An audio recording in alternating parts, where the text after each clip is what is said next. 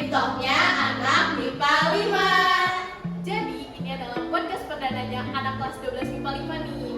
Pada podcast kali ini ada aku, Rizalina sebagai host, dan ditemanin Revana Nur Fahira dan Nafisa Bunga Senaria. Halo.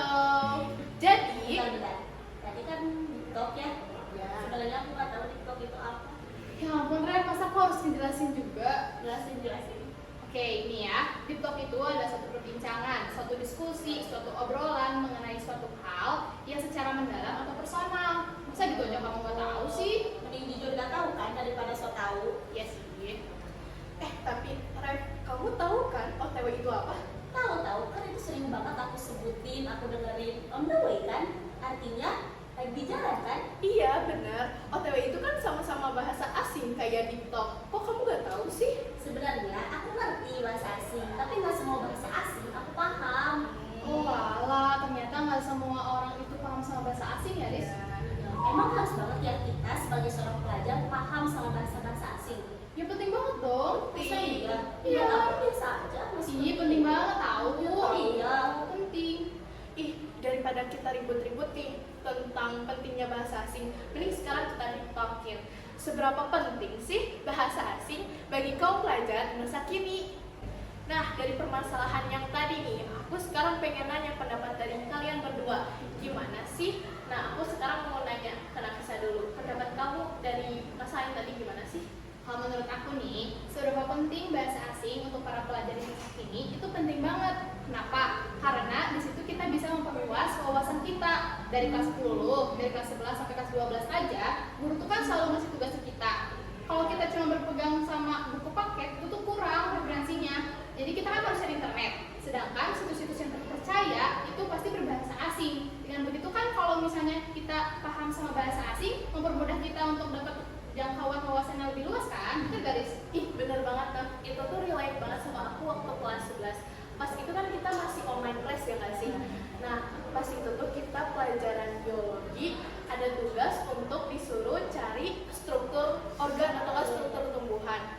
Nah, pas itu aku langsung cari tuh di Google, di internet, struktur tumbuhan atau struktur organ tubuh manusia. Nah, yang aku dapat keterangan dari organ-organ itu tuh dalam berbahasa Inggris. Nah, di situ aku agak kesulitan karena aku belum fasih dalam berbahasa Inggris kan.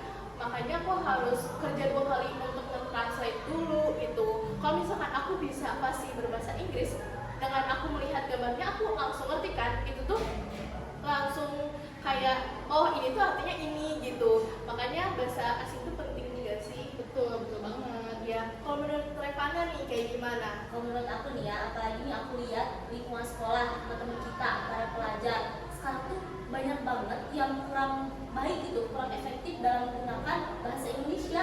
Padahal bahasa Indonesia kan bahasa kita kan. Entah itu mereka terlalu banyak belajar bahasa asing atau gimana, aku kurang tahu ya. Contohnya tuh kayak gimana sih, Rev? Contohnya kayak waktu itu nih kasus kamu Lisda, kamu inget gak disuruh presentasi, disuruh analisa teks bahasa Indonesia, kamu nanya ke teman-teman yang lain, ini gimana teksnya? Aku nggak ngerti. Berarti otomatis aku mikir, wah berarti banyak dong pelajar yang masih kurang paham, kurang ngerti sama bahasa Indonesia sendiri, sedangkan mereka ngerti sama bahasa-bahasa asing gitu. Iya sih Rev, mungkin di situ aku kurang ngerti ya sama teksnya. Tapi sebenarnya alasan aku gak ngerti sama teksnya itu bukan karena aku belajar bahasa asing, bukan karena aku belajar bahasa Inggris atau bahasa Jerman, tapi karena emang di situ tuh aku kurang literasi, kurang mempelajari bahasa Indonesia yang baik dan benar gitu.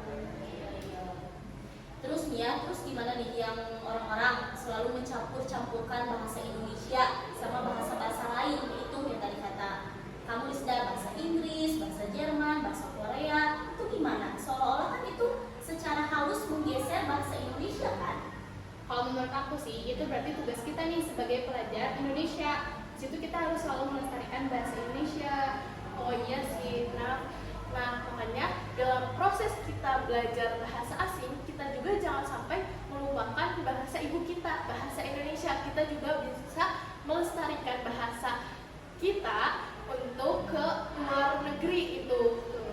Ya, berarti mengerti sekarang perspektif aku mengenai dampak negatifnya bahasa asing itu harus diusir berubah. Jadi mungkin aku sekarang harus memfokuskan ya ke dampak positifnya gitu, bahasa asing itu apa sih. Betul. Nah, buat teman-teman, Revana sama Rizda, sebenarnya dampak positif dari bahasa asing itu bukan cuma satu yang tidak perlu disebutin di awal loh. Yang pertama nih ada tambahannya, kita sebagai pelajar bisa lebih menguasai internet. Yang kedua, bisa mempermudah kita untuk bisa maju ke jenjang selanjutnya, terus bisa memasuki dunia internasional. Ya kan, kalau misalnya kita bisa menguasai bahasa asing, di situ kita bisa masuk ke universitas luar negeri. Berarti kan otomatis kita bisa menambah wawasan kita dari pemikiran-pemikiran orang di luar Indonesia. Oh iya betul. Nah, bagi teman-teman semua nih yang nonton podcast kita, kalau misalkan kalian punya pandangan negatif mengenai belajar bahasa asing, kita harus lebih memfokuskan kembali ke dampak positifnya, karena banyak